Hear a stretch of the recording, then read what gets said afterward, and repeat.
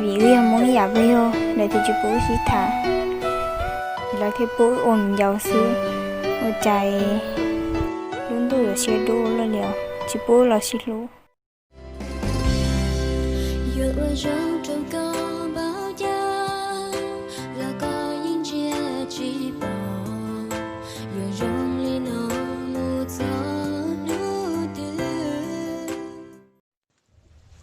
hiện giờ có tụi tú chỉ thả là muốn như cho nó có nhưng mà như rong ấy như tiểu ông là rong sinh thái là rong lu là lá mòn gì lu như khó chỉ rong đây trái đia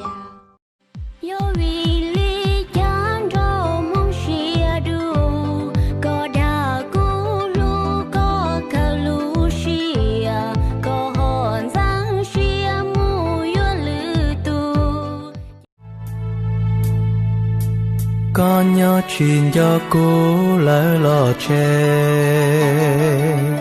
dần dần nó một thao ư thế cô kề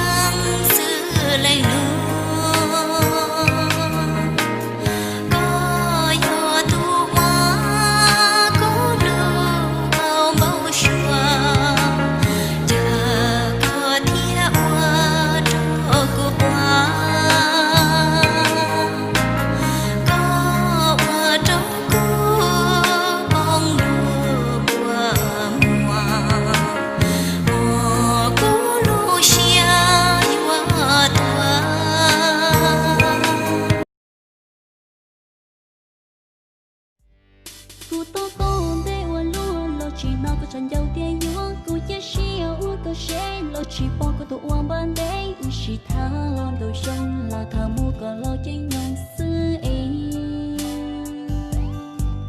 lo yo tụ tô uang ban đêm chạy cô yo mua lo sen đời có ước chơi mua cho tiền vì cô bỏ cô yêu sao cô tiền lắm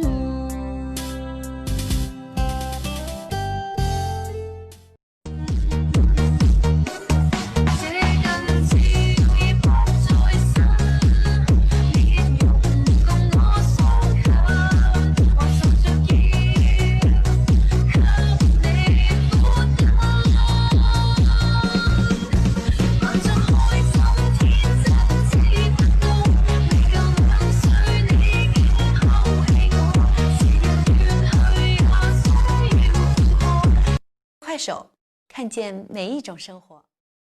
喂，có bố yang mong à? Yo ni mà, ô cha. Nani, có bố hay luôn mong à? Tao ni hóa, có hơi đang gặp mong mà.